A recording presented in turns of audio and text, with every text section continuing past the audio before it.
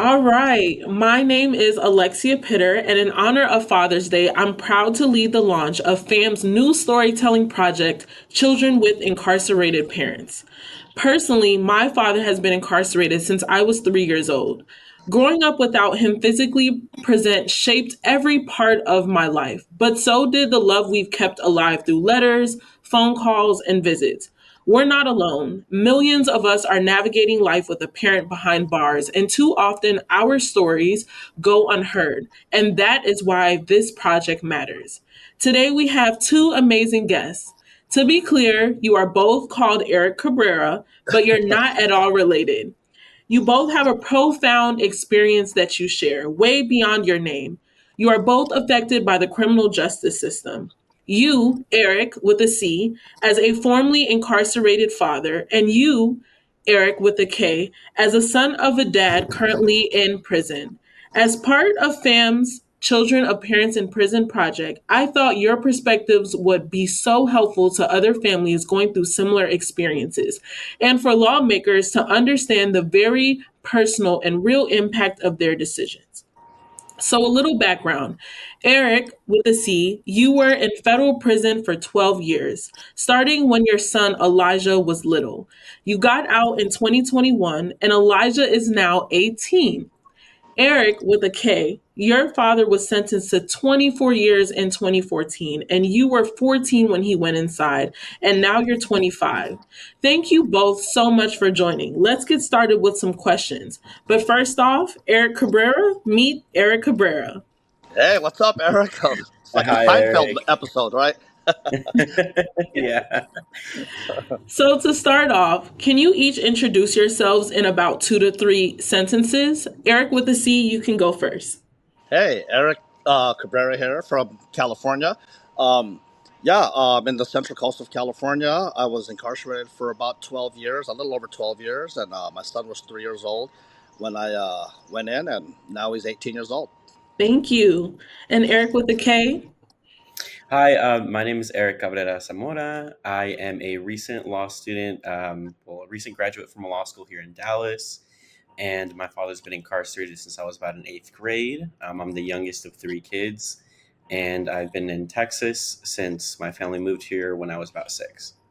Thank you so much for sharing, and I can't wait for this amazing conversation. So, Eric with a C, can you walk me through the first time you held your son? How did it feel? It felt pretty amazing. So I was fighting my case. I was in court for a marijuana charge, fighting my case for a couple of years. And when I finally got to see him, I was in the visiting room for about after almost 2 years of fighting my case. And when I was arrested, he was about 3 years old. And then finally, when I was able to, well, I finally got sentenced. I got 14 years, and they were able to come visit me in Victorville, California. It's a penitentiary, and yeah, I saw him just run through the visiting room and just rush me. He recognized me right away, and I started crying. He was just so happy. He didn't cry. He was just so happy to jump in my arms, and it just showed me like it was just such a good example of how kids need their parents. Like they yearn for their parents' love. Um, so his mom was crying, and it was just one of the best feelings in the world. And but at the same time, I was feeling all the shame, like like how could I do this to this poor kid in my selfishness, and yeah, so it was just. Had so many mixed emotions, but it was a pretty amazing moment to be able to hug my son physically. That's amazing. Thank you for Yeah. sharing that. And Eric with a K, walk me through the last memory you have of your dad when he was home with you.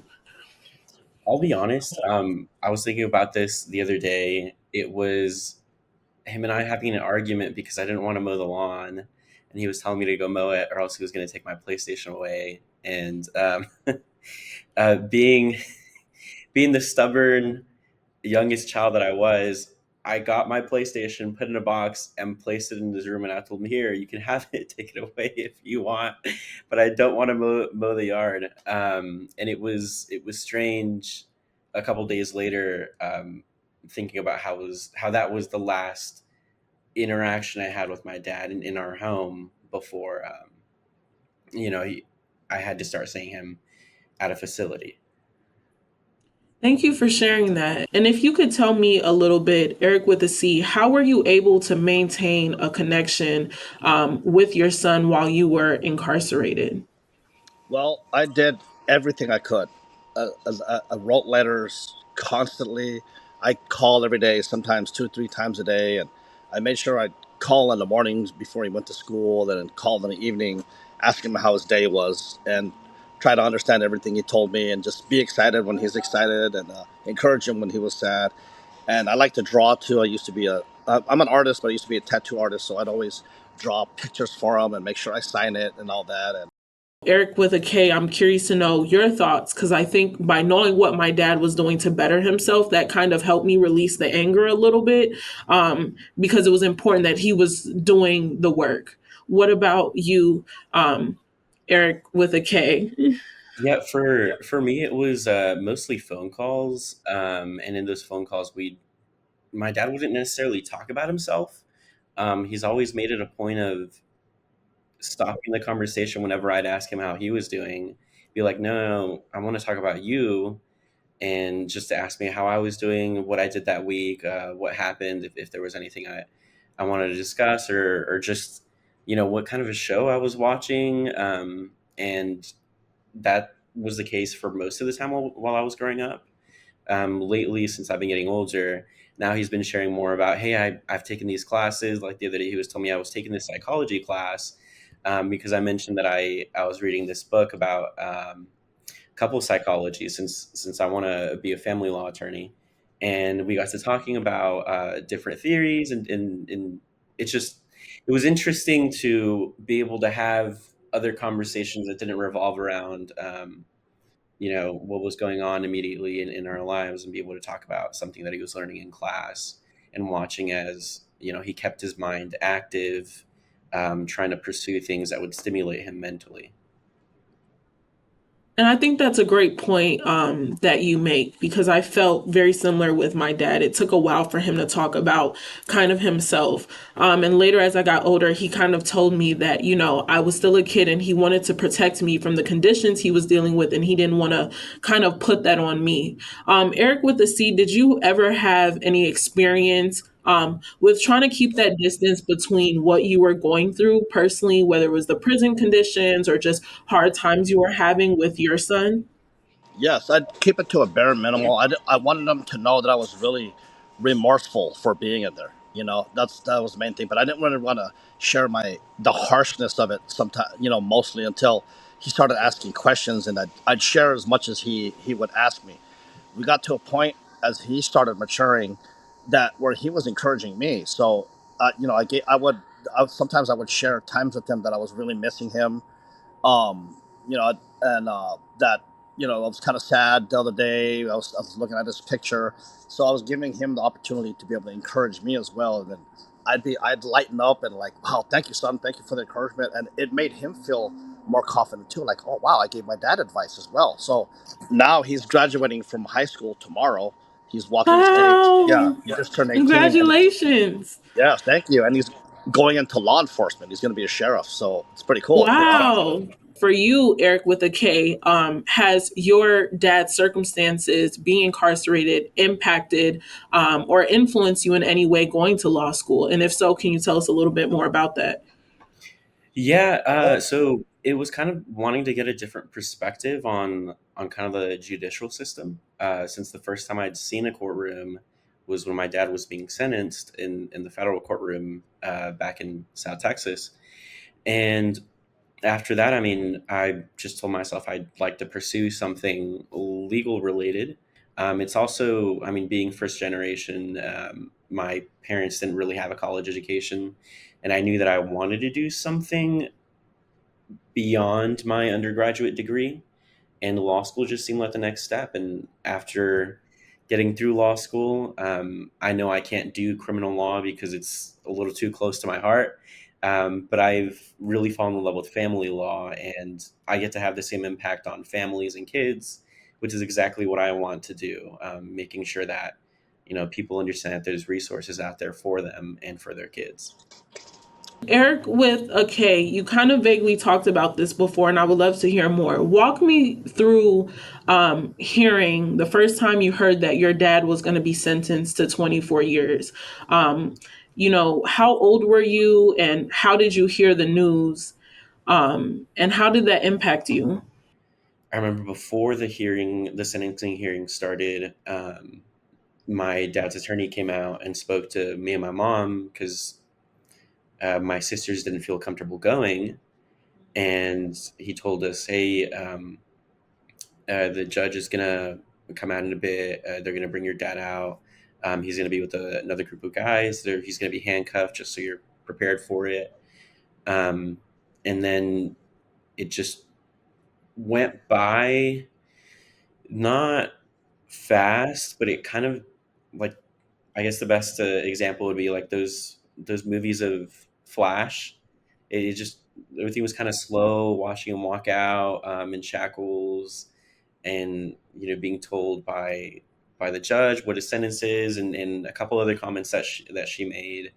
Um, I didn't really process what was happening at that moment, just emotionally or mentally. It just, I was just watching it happen, and I don't remember what happened afterwards. I don't remember getting home after that. I don't remember what we did the next day. I just remember the before, having to empty my pockets out in the security, sitting there watching the sentencing, and then it's just blank. Eric with a K, what were the hardest moments for you growing up with your dad being incarcerated? Whenever there was a, not necessarily like a fatherly figure, but whenever there was a strong male figure in my life, for the first couple of years after the incarceration, it was difficult for me to have a conversation beyond small talk, because mentally, I started wishing that this man wasn't in front of me, that it was my dad. It was, I'd want to say that's the most difficult thing that's had to happen while, like, growing up with my dad in there, having to deal with that, and being okay with that happening sometimes, or understanding that it's not my fault, that happens. But that's been the biggest issue that I would say. Thank you. Thank you for sharing. I would say very similar experiences, having to end whatever conversation, whatever room I'm in with my dad calling and making sure I answer. And sometimes it's really hard to explain that to people or even wanting to explain that.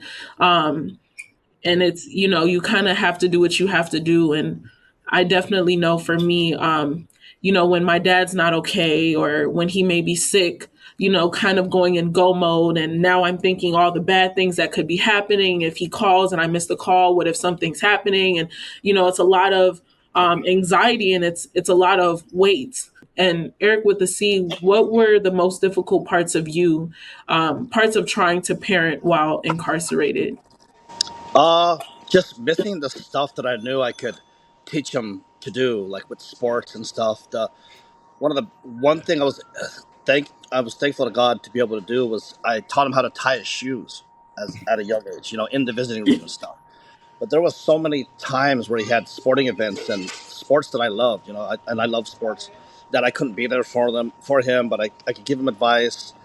But I think the one thing in particular that really hit me hard, the point where the whole time I already told myself I'm never coming back, I'm never coming back. But one of the biggest memories I remember that really set it in stone, like galvanized me to never do anything again, was when he had it was coffee with your dad, and so at his school, all the other kids had coffee and their dad, or donuts with dad. Sorry about that, donuts with dad, and all the kids' dads would come in and have donuts with the dad during a period in school.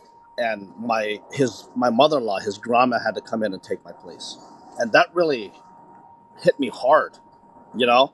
And because like I could not be there. I mean, can you imagine having donuts with your dad, and it's your grandma that's taking place of your dad? I could just feel his pain, and that just really hit me hard. And that memory right there, that was like one of the biggest memories I had of that really galvanized me to, tell myself never again will I do this to him ever again. That's so important that you said that.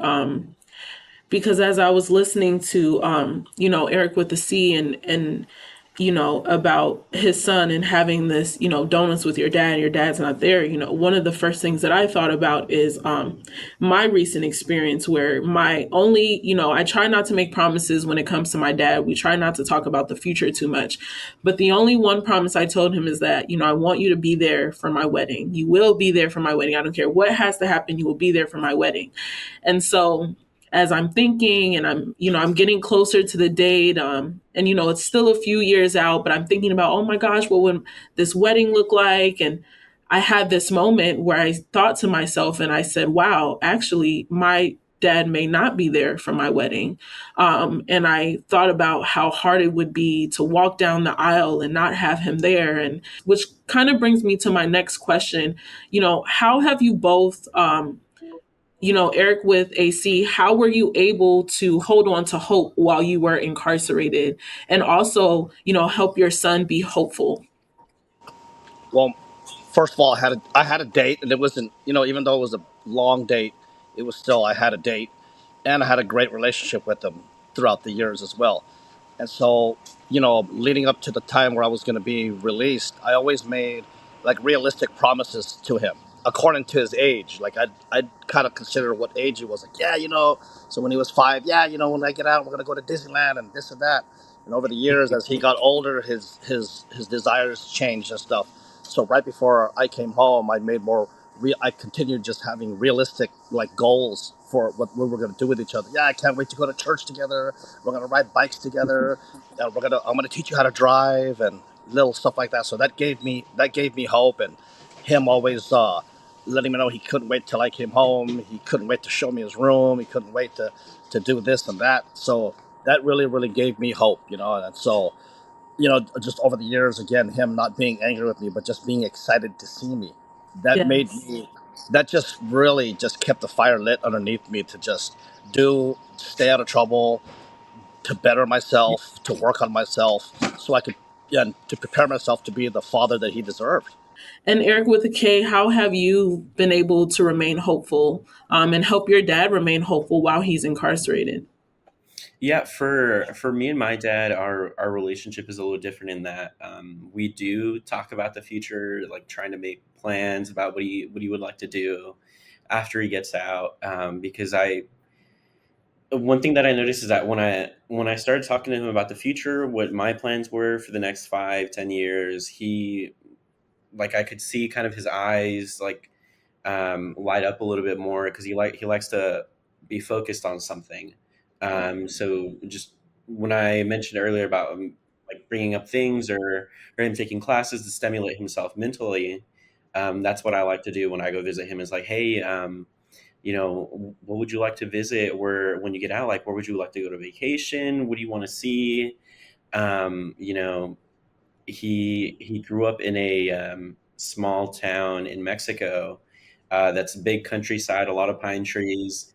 And I asked him, would you like to have like pine trees like planted in your yard in the future? Like, do you want to wake up to the smell of pines? What is it that you want to be doing when you get out? And that's kind of the conversations that we have. It keeps us a little bit hopeful. And so, how does it feel to be hearing each other's experience here? And, to Eric with the K, does this make you realize anything about your own father and his experience? And Eric with the C, has this helped you understand some form of perspective or understanding about your own son that maybe you didn't think about it before? It's really good to see another young man in your situation, the similar situation as my son. It actually gives me hope for my own son, that because he just turned 18, he's a lot younger than you, but he just became an adult, and he's on a pathway to a career of law enforcement, and you're in law as well. And I'm really grateful for this perspective from your perspective. Very grateful for this. And let me know if this resonates with your story. But I think something happens sometimes, not all the time, where, you have a parent who's incarcerated and it seems like the role switches sometimes. You kind of become the parent and they become the child, in the sense of you feel like you're overly protective. You know they're already going through enough. You don't want to add more to their plate. Their circumstances may be worse than your own. You just want to make sure they're okay no matter what the circumstance is. And maybe sometimes, we as children with parents who are incarcerated, we kind of know that because we have these outside resources, we have, how do I say this, maybe a higher chance of being okay, or being able to navigate that. But with our parents, we just don't want to add more to their plate. And I think that's such a great point. Eric, with a K, um, is that something that you resonate with? Yeah, that's definitely something that resonates with me. I mean, the first time I saw my dad behind plexiglass was his birthday. So that and when my parents were going about their divorce, yeah, I felt compelled to impose myself, so that my dad would not have to hear those words come out of my mom, when I felt that he wasn't uh, okay enough to hear them, in the environment to hear them. And I mentioned that in the talk that I gave last year, that when we've after growing up, my father and I discussed that situation last year, and he did thank me for how I handled that situation. He has apologized for putting me in the position where, I had to act kind of like a adult as a child and get in the middle of my parents' marriage.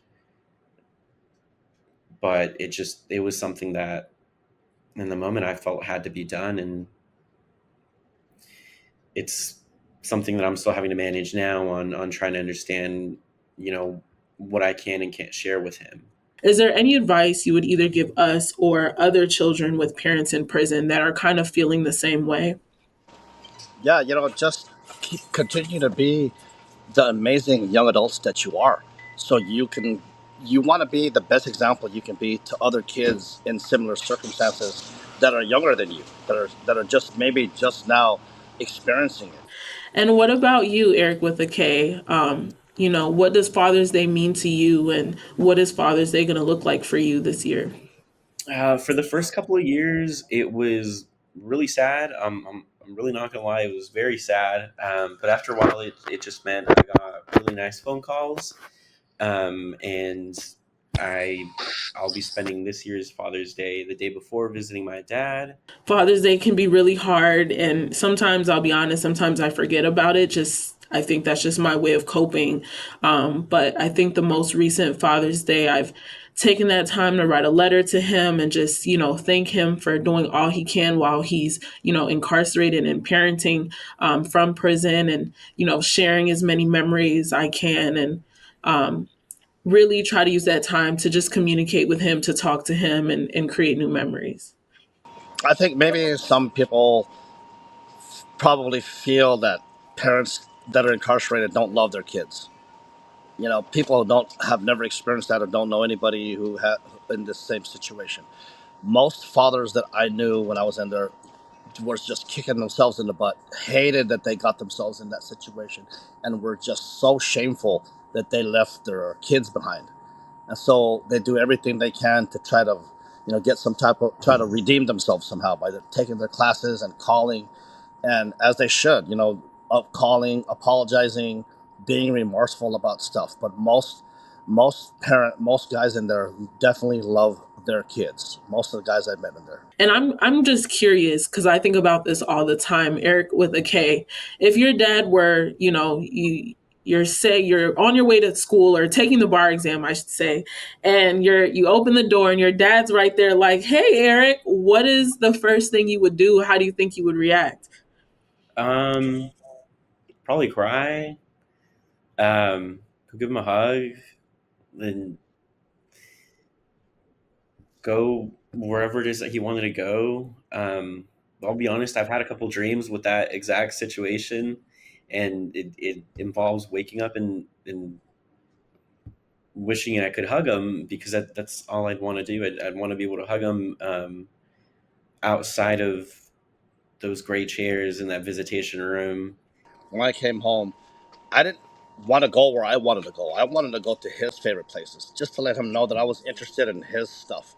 You know what I mean? Because of all the times that I've missed out on times where I should have been there for him. I wanted to go to his favorite restaurants. I wanted to do the things that he was interested in.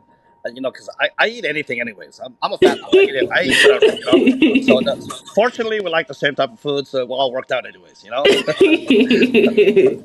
Yes, and that's such a good point that I've never thought about. Because I'm always thinking about what does he want to do, but it's great to hear that you actually just want to do what your son wanted to do. So, what is the first thing you did with your son when you came home, Eric?